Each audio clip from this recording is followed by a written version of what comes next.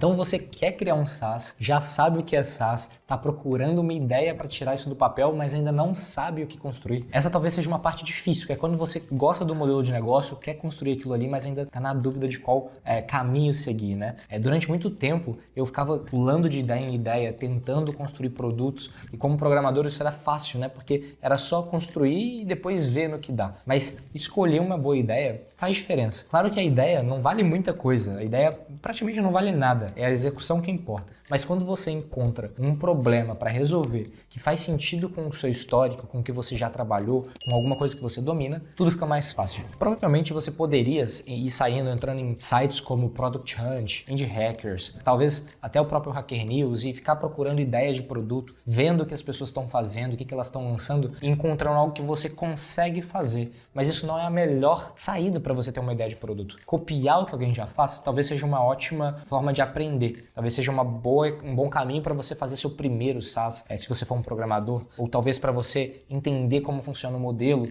mas não com uma ideia de levar isso para o longo prazo ou para que seja seu produto principal. A questão é que, para que você construa uma empresa de verdade, tem que ser algo que você esteja disposto a tocar por anos, 5, 10, 15 anos. Então, encontrar uma ideia de SaaS interessante para você necessita que tenha alguma relação com o seu histórico ou com o histórico do seu sócio. Ou seja, você precisa que tenha alguém disposto a construir o produto e alguém que conheça muito sobre aquela área, aquele mercado que esse produto vai resolver o problema. Essas duas pessoas podem ser a mesma pessoa, né? Então tem as duas habilidades de construir, de resolver o problema, podem ser sócios diferentes. O ponto é, alguém no seu time fundador precisa entender muito sobre esse mercado. Ah, Rodrigo, mas você mesmo gravou um episódio lá no Projeto SaaS com programadores que fundaram uma empresa que atende o mercado odontológico e eles não são dentistas. É verdade, mas aí você precisa ser um pouquinho melhor que a média. Aquelas pessoas ali, eles eram programadores, há décadas, eram pessoas que já tinham empreendido em outros negócios, eles tinham a capacidade de ler o mercado, de entender e aprender com o mercado muito maior que a média. E se você está nesse vídeo porque você ainda não sabe o que construir, quer dizer que você ainda está aprendendo. E nesse momento que você precisa ter um pouco mais de cautela, porque existe o jogo de criar produtos, serviços, empreender, só que cada nicho e cada produto que você vai fazer já vem com uma dificuldade de fábrica. E se você escolhe uma dificuldade muito alta, logo agora no seu primeiro software, no seu primeiro SaaS, você vai passar um pouco mais de aperto. Para dar um exemplo, né? Fazer um marketplace é muito difícil. Marketplace não é um SaaS, mas dá para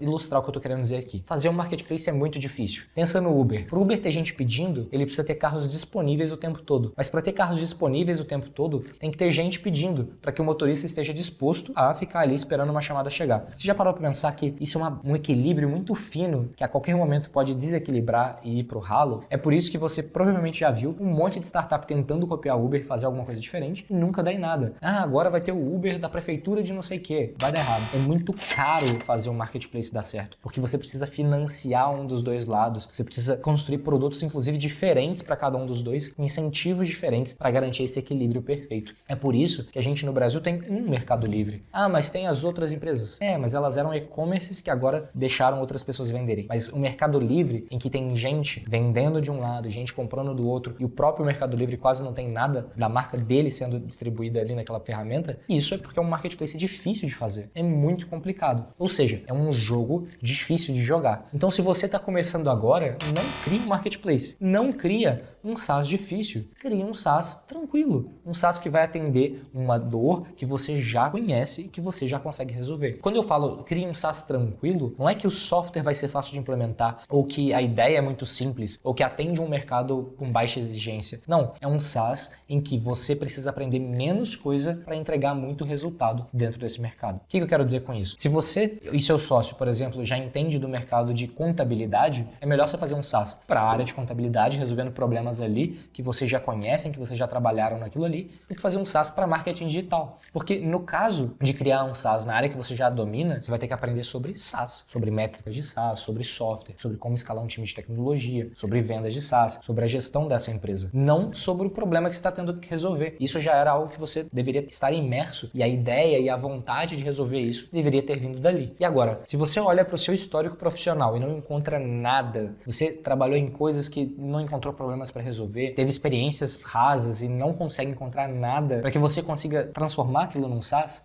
talvez você precise de um sócio. E aí você vai ter que encontrar um sócio que passou por essa experiência, que tem coisas para resolver, que está doido para conseguir desenvolver aquela solução. Nesse caso, é melhor que você seja um programador que não tem esse histórico, porque se você for um sócio que não tem nada para resolver, não programa e vai ser só o administrativo, aí você me desculpa, mas você precisa fazer alguma coisa da vida que não seja um SaaS. Porque ou você tem um histórico e um problema para resolver, um conhecimento técnico em alguma área que não seja programação, ou você programa. Não tem outro esquema. Se você for só um cara que quer ter um SaaS e não tem experiência, não sabe programar, busca experiência, busca programar, estuda sobre o mercado antes de querer criar um produto, porque senão você vai estar só inventando moda. E eu digo isso com zona de fala, vamos dizer assim, né? Porque quando eu comecei, eu era muito novo, eu não tinha experiência em nada. Eu estava ali fazendo produtos para áreas que eu não conhecia, para mercados que eu não tinha nada a ver, e eu era o programador cuspindo ali soluções que não resolviam problemas nenhum. E quando o mercado se deparava com aquela ferramenta e não se importava em nada e eu só joguei meu tempo fora, eu pulava pro próximo, e pulava pro próximo, e pulava pro próximo. Isso durou anos, até que eu fiz o que eu tô sugerindo para você, que é programador, que é encontrar alguém, no caso o Renan, que também tem vídeos aqui no canal dele, que já trabalhava no mercado há muito tempo e tava doido para resolver um problema real que existia ali. E aí quando a gente juntou, fez a parceria, nasceu o Reportei e a gente conseguiu transformar aquilo num produto de sucesso. Ou seja, qual que é o ponto aqui? Se você não programa, mas tem a dor e quer resolver, você precisa entender mais sobre SaaS, talvez procurar um sócio programador, talvez contratar alguém, talvez fazer no code. Se você é um programador que não tem a ideia e está procurando o que fazer, você precisa olhar para o seu histórico, dar uma olhada se tem coisas que você queria ter resolvido em outras empresas, em coisas que você vê no dia a dia que você consegue resolver, ou procura um sócio que passou por esse histórico, que vai trazer esse background desse novo mercado, dessa nova área. Agora, se você é a pessoa que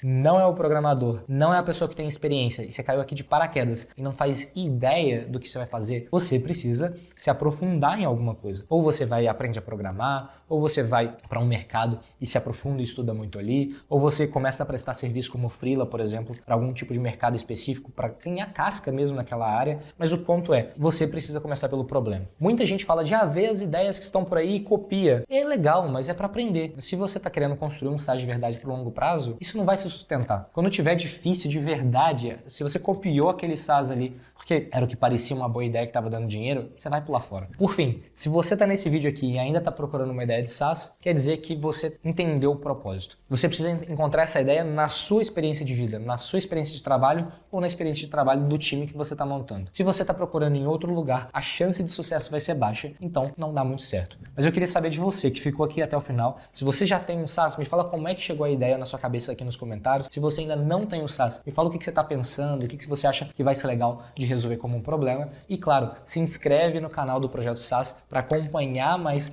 conteúdo sobre SaaS. E, claro, o Projeto SaaS também é um podcast, né? A gente começou sendo um podcast daqueles tradicionais para ouvir mesmo lavando a louça. Olha aqui na descrição que a gente tem o link para o Spotify, para o Apple Podcasts e para outras plataformas que você queira consumir o Projeto SaaS. Então, te vejo no próximo vídeo. Um grande abraço e até lá.